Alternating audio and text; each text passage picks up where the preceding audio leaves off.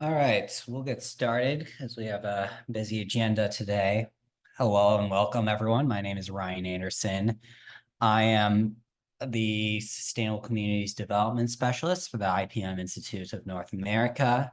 And in the interim, I am overseeing the TIC IPM working group, and I've been involved with the TIC IPM working group for a couple years now. So I'm very excited to host this session on January 10th, 2024. Our presenter is Dr. Andrew Lover from the New England Center of Excellence in Vector-Borne Disease, and his presentation is Project Itch, is Tick Control Helping? Before we go into the presentation, I just want to do a couple of business items, go through a couple of business items for everyone. First, I want to recognize our funding from the North Central IPM Center. This work is supported by the USDA National Institute of Food and Agriculture, Crop Protection, and Pest Management Program through the North Central IPM Center. We have the North Central IPM Center sponsors or funds us to do monthly webinars. We do 10 webinars and then a TIC Academy each year. So the TIC Academy was last October. We are starting to plan for our TIC Academy this upcoming October for the year. Our next webinar is already scheduled for February 14th, 2024, and the topic is rapid invasion and expansion of the Asian longhorn tick into an endemic tick-borne disease area on Long Island, New York. And the presenter will be Dr. Ilya Roshlin from Stony Brook University.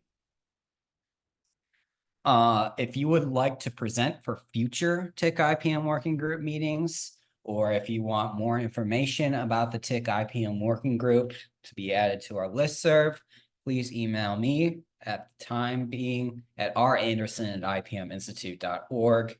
That email is also in your chat for Zoom today. As we always do, we like to have any updates from working group members. I currently don't have any updates from the TIC IPM working group, but does anyone on this call have any updates that they would like to share today?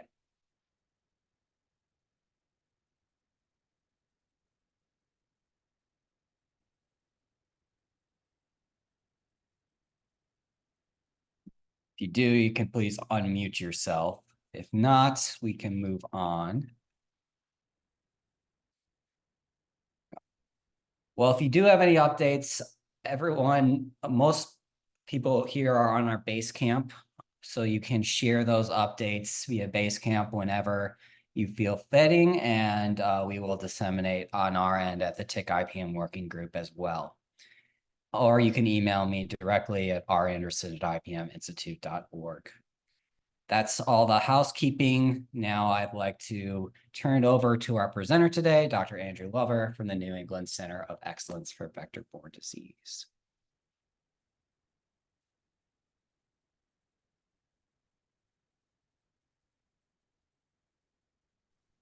Good afternoon, everyone. Let me just pull up my slides. 1 second here. Oh, sorry, before you start, there is a poll for everybody to please respond to that poll. Thank you.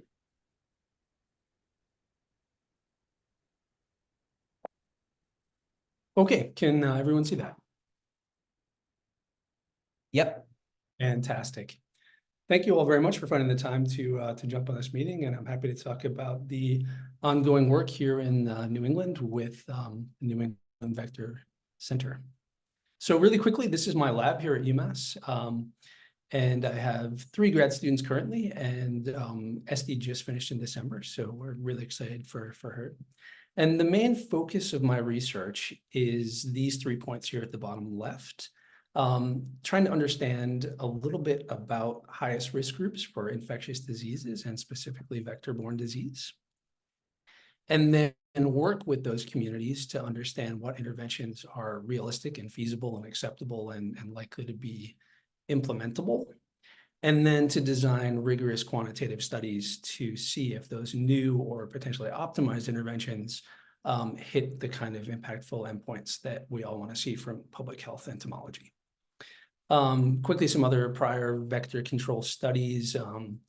trying to control malaria vectors in Vietnam with ivermectin-treated cattle. There were some lab studies, and then we just finished a 6-village randomized trial. And then some work with transfluthrin for spatial repellency, and we saw some very complicated interactions with malaria vectors. And then in terms of tick work, I also have an R21 that's ongoing that's been delayed several times due to the pandemic. So the overview here is I'm going to talk about 3 interconnected projects. So Itch1 is an internet-based survey. Itch2 is the field sampling this prior field season. And then the second round of that is underway, the planning is underway for the upcoming field season. And then there'll be some time for discussions. So all the work I'm presenting here is on behalf of all of the NUVEC collaborators, which are shown here. So at UMass, Steve Rich and Guang, and then UNH, UMaine, Western Connecticut, Northern Vermont, and URI. So all of these investigators have been actively involved in the design and data collection and subsequent work. So this is collaborative across the whole region. So the main idea for all of these interconnected studies is this. So the current, our current understanding of what the levels are of any residential tick control interventions across the region, specifically New England, is very limited. So we have a poor understanding of the kind of neighborhood level uptake, and then really what are the differences across all of the different regional gradients. So we have coastal to higher altitude areas, urban to semi-urban to very rural across, especially in Maine. And then we have a whole patchwork of different vector control systems within the states, and all those interact together to give a really complicated landscape of all of those combinations of scenarios. So the first step here was to try and understand a bit more about all of the communities throughout the region and what vector control they might do or might consider doing, and the general understanding of what the options are and potentially any barriers for not implementing that. So this was a 10 to 15-minute internet-based survey. The bulk of the data collection was May through October. We had a big burst of activity, and it's still open, but the uptake is slowed down significantly. So we captured a bit about household demographics, the reported motivations or dismotivations for doing any vector control activities, general knowledge, attitude, and practice around vector control, and then also some data about any recent vector-borne diseases within the house. And this was trying to understand a little bit about trying to calibrate household level risk and then subsequent activities for any vector control. And the reason for all of this is we really, there's massive underreporting of Lyme disease throughout New England and the whole region. The best data are about 35,000 reported cases to CDC a year, and then the massive underreporting here. And so we really have somewhat limited understanding of what the potential impact of paradomestic vector control is. And this is really the focus, is trying to understand household decision-making and then use those data to design studies to really quantify the impact of a variety of different residential vector control options. So the phase 1, we used a whole series of listservs specifically to enroll potential participants. And this was Tick Encounter, Tick Report, and then also the Ag School extension servers, master gardeners lists, and all of that. Then in a couple states, specifically Maine and Vermont, there was a huge media blitz with both newspaper and TV and radio spots out there to get uptake. And as this kind of came in, we looked carefully to see if there were any major blind spots. And so we were really gratified to see a huge response across the region. So 4,400 responses as of late October. The bulk of those are from Maine, and then going down through the region. We didn't restrict it to simply New England. So we did get some people from outside the core area. So these are the others here. And the important part is this was a recruitment tool to build a cohort of homeowners who would be interested in taking part in phase 2. So this was the last question of the survey is, would they be willing to have us contact them for future follow-up surveys, including potentially sampling tick densities around their household. So the demographics of the responses, this is by household income, self-reported. And we were initially a bit concerned that lower income households looked like they were underrepresented and that higher income households were overrepresented. And, you know, obviously, as everyone here knows, that Lyme disease is fairly unusual in terms of the socioeconomics. But we were pretty happy to see that it matches the New England level census data quite well in terms of the proportions from each of these income categories. We also want to understand that the reported yard sizes because this was important to design our sampling frame for the rest of the study.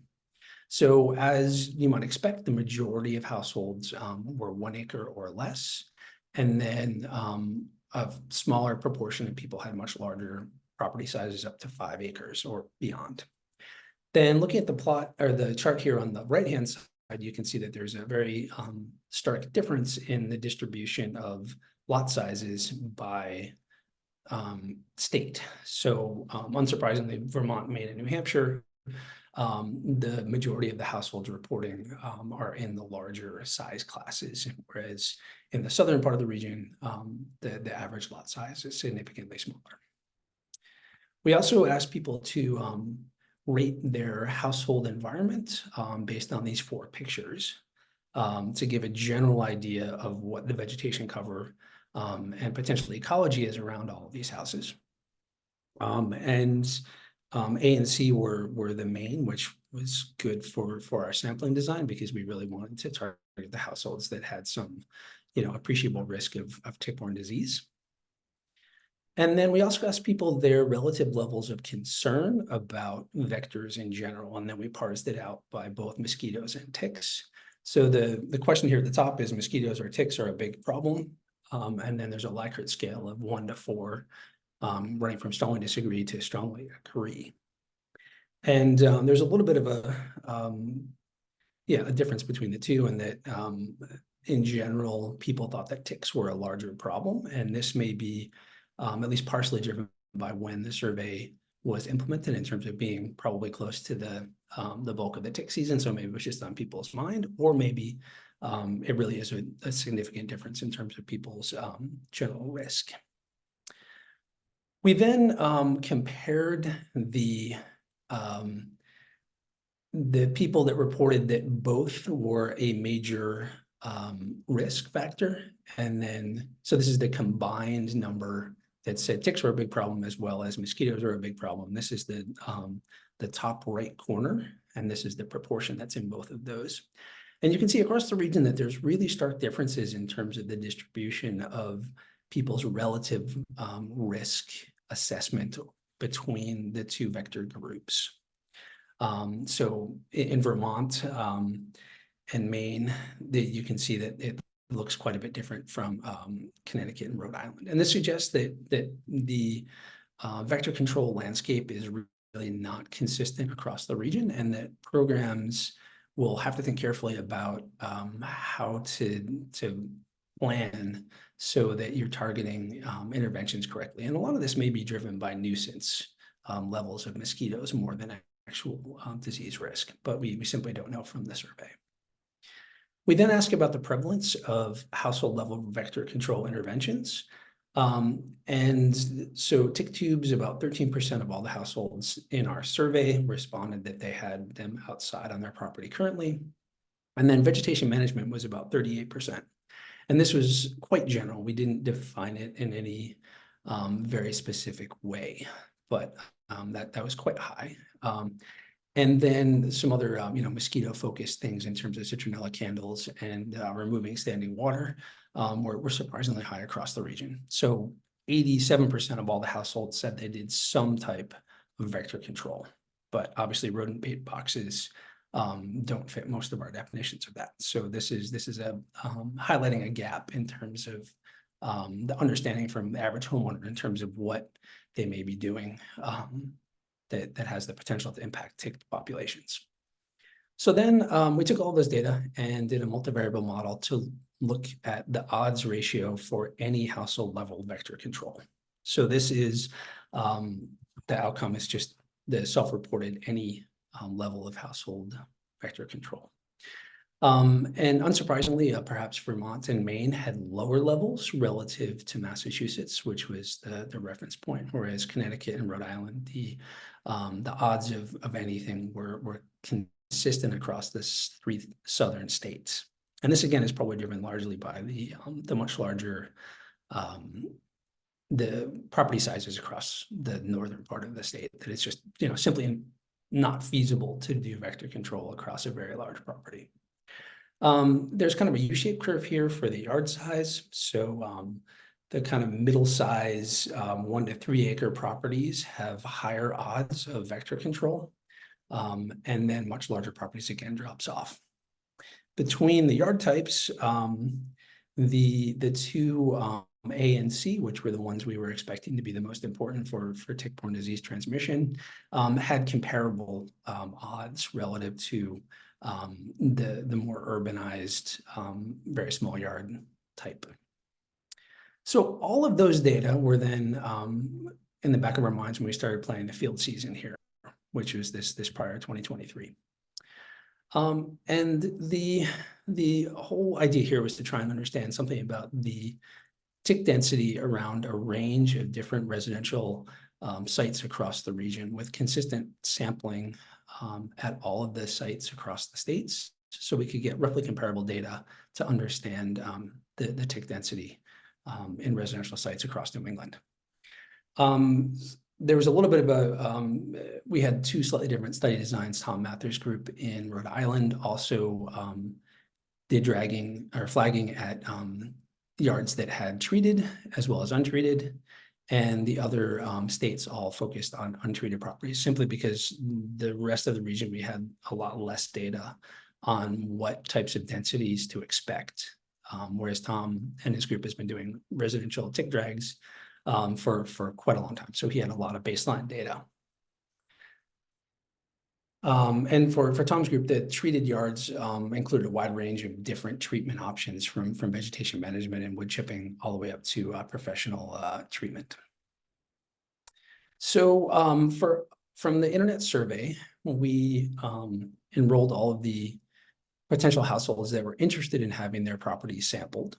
And then we looked at the satellite imagery to get an idea about the vegetation around their property and potentially if it was a sampleable site. In some cases, it was, largely, pavement, which would not be a worthwhile thing.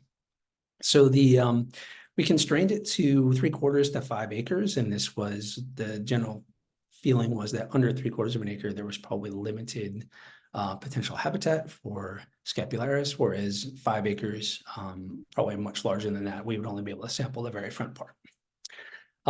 We verified from the homeowners that they had had no treatments in the past 3 years.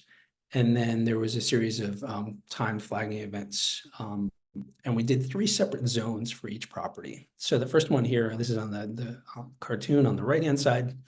Zone A was the lawn edge. So the brushy margins and the ecotone between the kind of very well-managed area into something a little bit brushier. Zone B was 1 to 4 meters from that edge. And then zone C was greater than 4 meters. So the zone C in some household settings was simply impossible to actually flag through because, Japanese barberry, it was just not feasible. So that was in some places not possible to collect data from zone C. So the preliminary results here, we had standardized barcodes for all of the sites, and all of the collaborators collected their ticks and sent them to UMass and Steve Rich's labs for pathogen testing. And there were 2,800 hard ticks collected. The majority of those were scapularis, and the Borrelia prevalence was pretty consistent with prior surveys. So that was the main, so we're still working through those data right now. So looking a little bit in terms of what we actually saw, and so I'm focusing on Tom Mather's data from Rhode Island, but there'll be other data from all the other states in the future.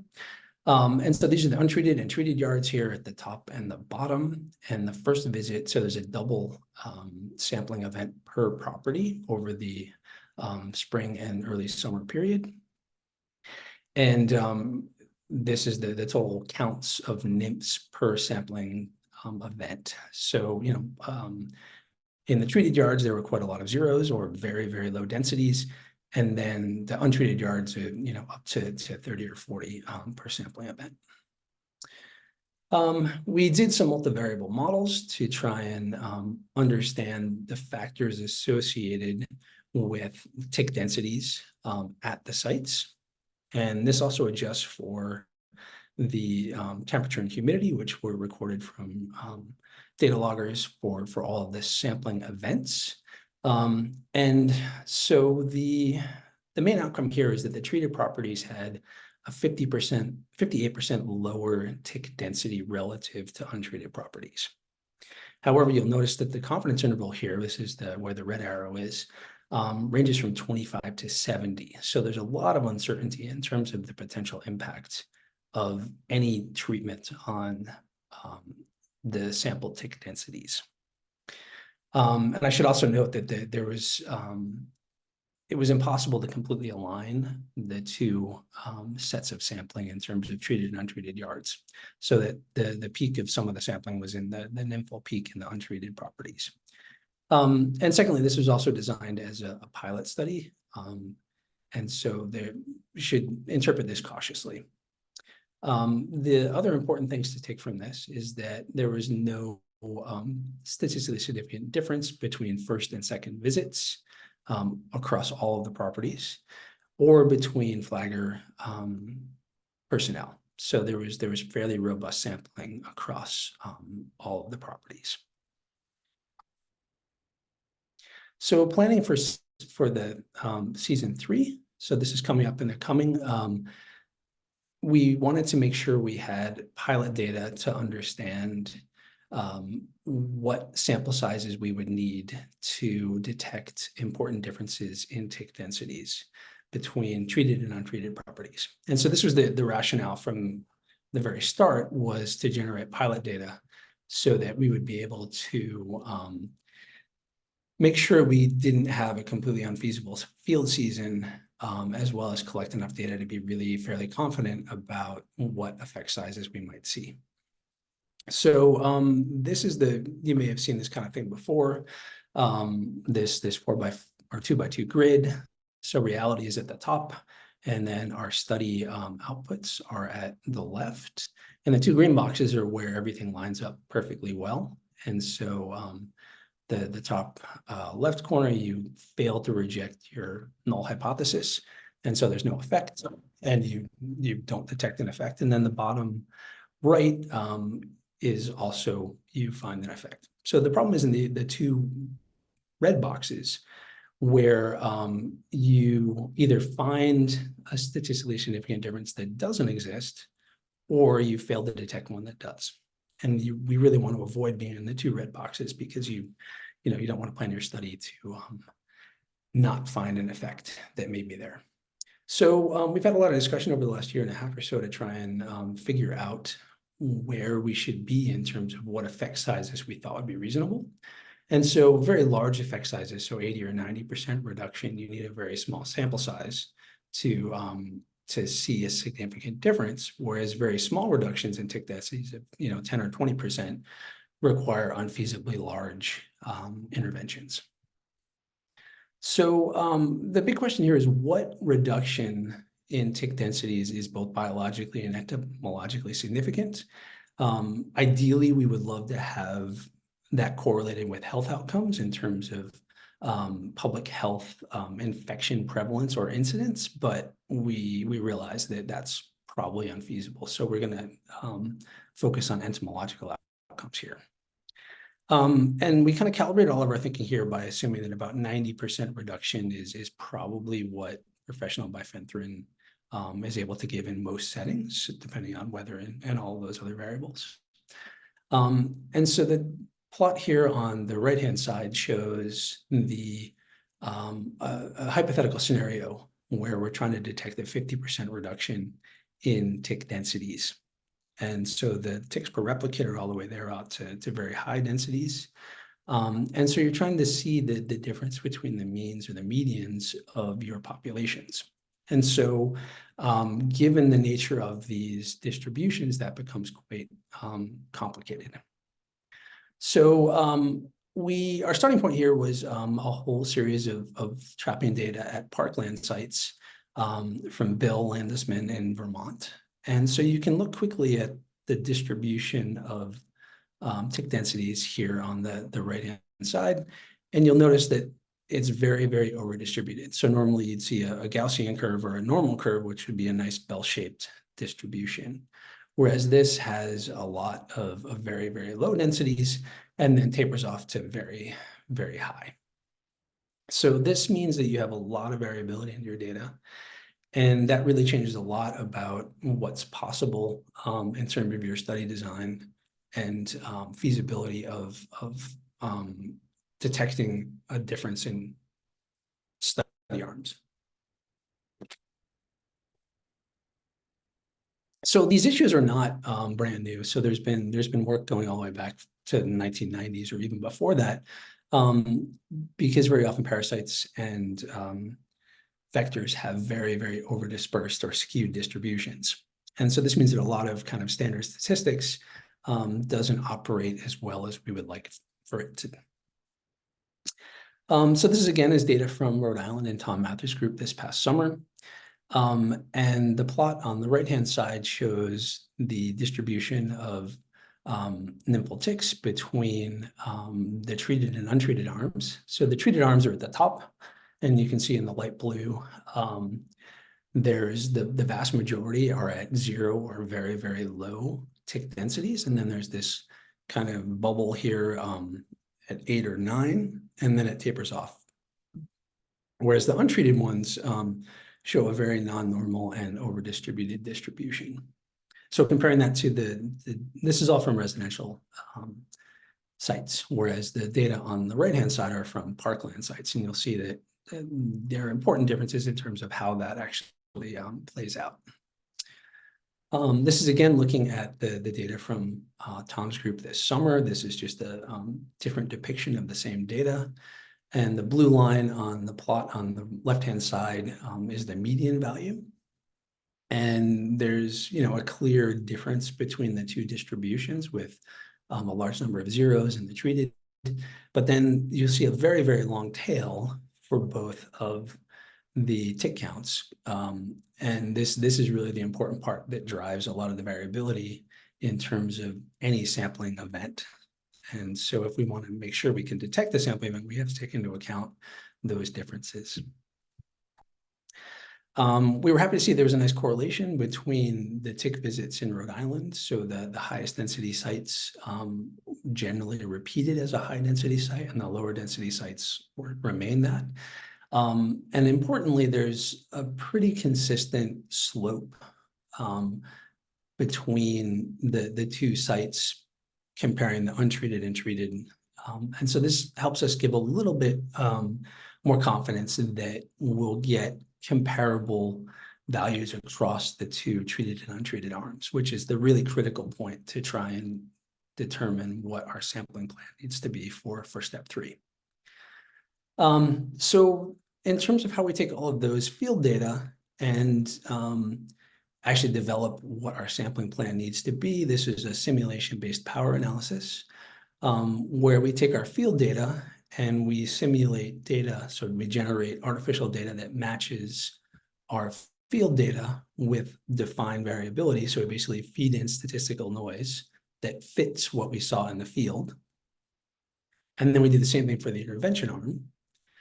And then we basically force the intervention arm to have a 50% reduction.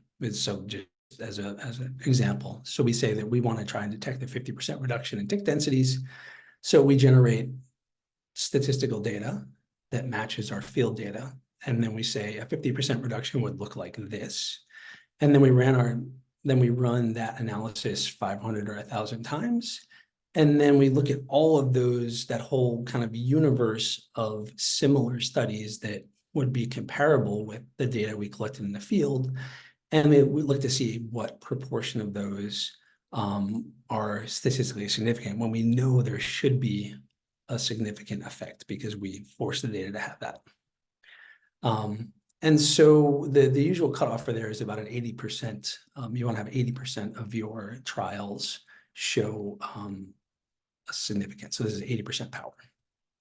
So going through all of that, the proposed Rhode Island sample sizes for the summer of 2024, using 2 replicates per site or pseudo replicates, with a 50% reduction in tick densities, with a 1-to-1 matching of treated and untreated sites. We run up to about 66 total properties. So these, we've had a lot of discussion about the feasibility, and it seems like these numbers are within the range of reasonable sample design feasibility for a reasonable number of researchers over the summertime. And then a 50% reduction, it seems like it's a nice compromise between unfeasibly large sample sizes and what we think is probably impactful in terms of the interventions.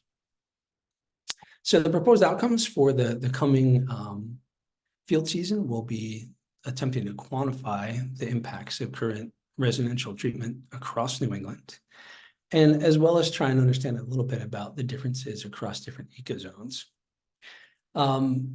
With the hope that all of that together can then inform best practices for residential vector control. And the larger question here is we're not entirely sure about what proportion of infections throughout New England are residential focused and what proportion are recreation focused. But that probably varies a lot both by state and setting as well as by season. So the challenges we're working through right now in terms of planning this coming field season is exactly how do you verify and document the treatments from any individual homeowner. So there were definitely some challenges this past year where homeowners would report one specific type of intervention, and then after a face-to-face interview, it was found that what was actually going on was quite different in terms of residential, like just grub control or things like rodent bait boxes. And so that's turned into a really important part of this is actually documenting and understanding exactly what was being done in terms of professional operators as well as homeowners who do their own. There's also a strong interest in trying to capture a range of different landscape features in terms of rock walls and wood piles and all of the things that make good peromyscus habitat. The one challenge there is it's quite difficult to quantify and kind of reliably scale within a survey, how many rock wall sections are in potential proximity to the house. So those are important issues that we're working through right now to try and understand. Yeah, okay, so that is the bulk of the planning for itch. And I hope we can have some discussion about some of the points that we're working through in terms of, realistic impacts of the, in terms of what reductions we should be targeting, as well as ways we can modify our sampling plan. Thank you, Andrew. Does anyone have any questions for the presentation? You can either put it in the chat or you can unmute yourself and speak via Zoom.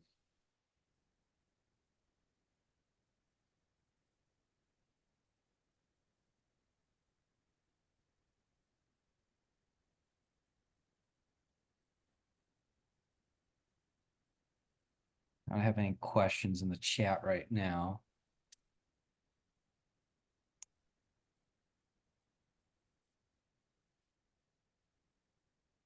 Question. While we wait on the questions, I'm going to have Lorelei put the poll back up for the post poll. So if you could please answer.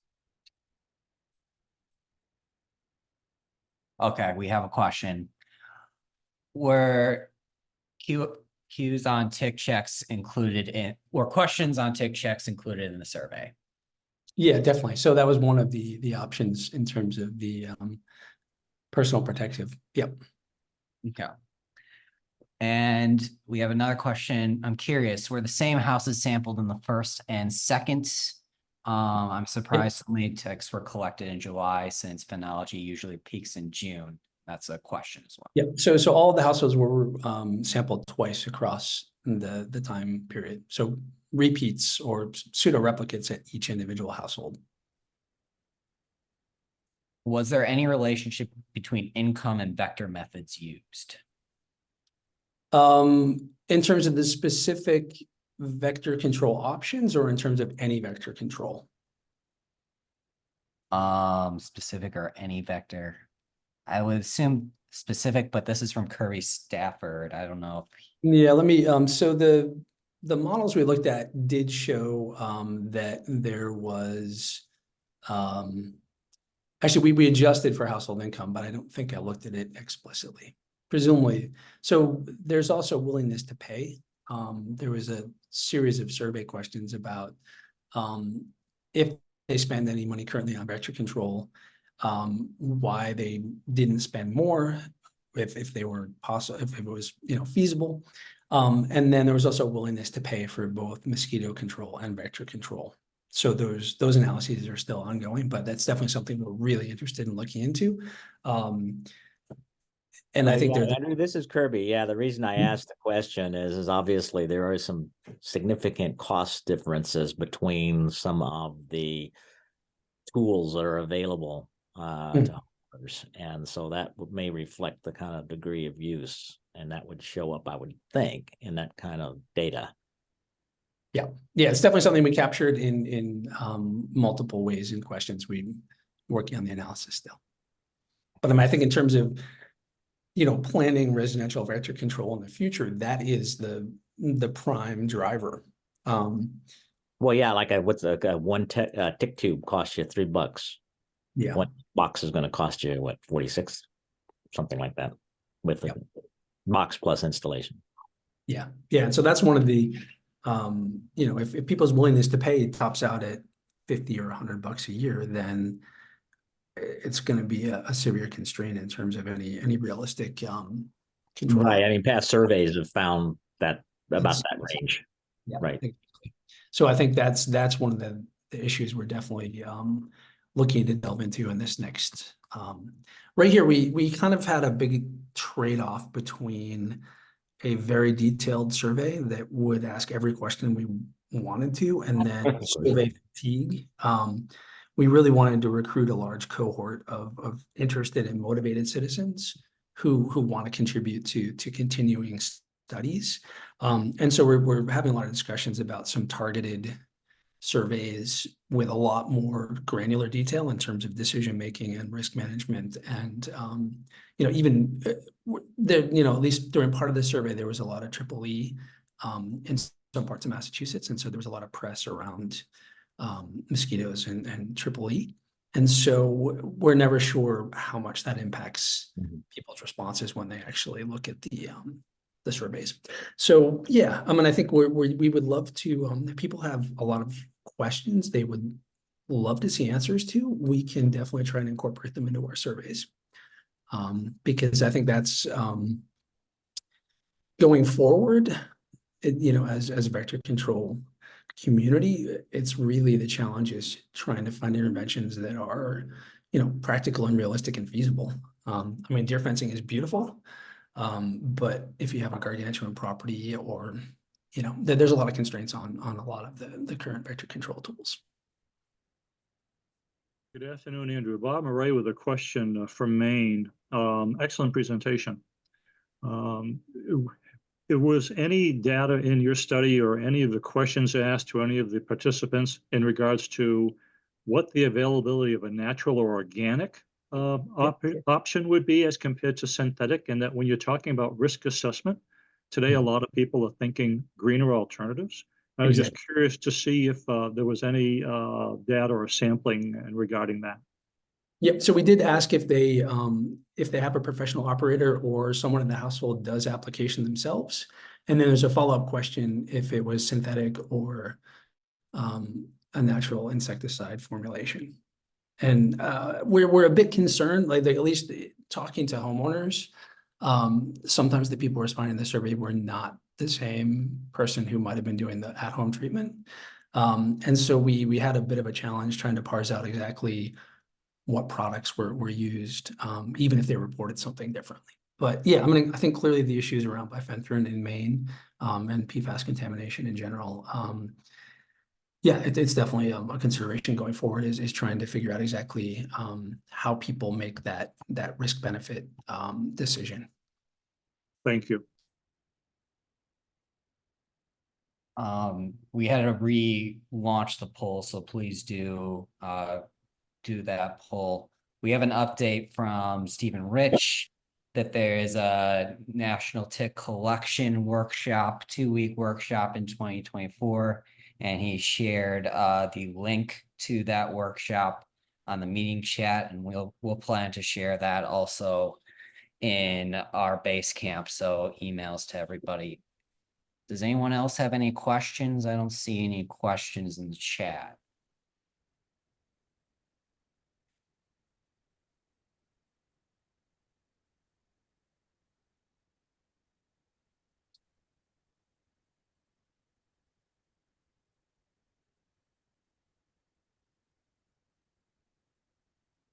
Well, if no one has any other questions, thank you, Dr. Lover. Really appreciate this presentation. It was great.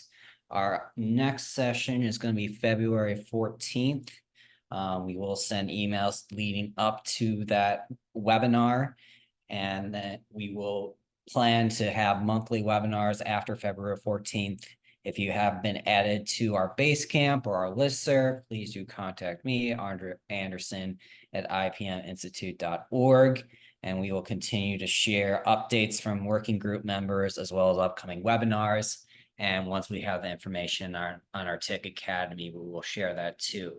This session will be recorded, and we will be publishing it on our YouTube channel, which I shared in an email last week of our YouTube channel. Probably about a week from now, we'll share it on our YouTube channel. So thank you again for the presentations, and thanks everyone for joining us today. Appreciate it.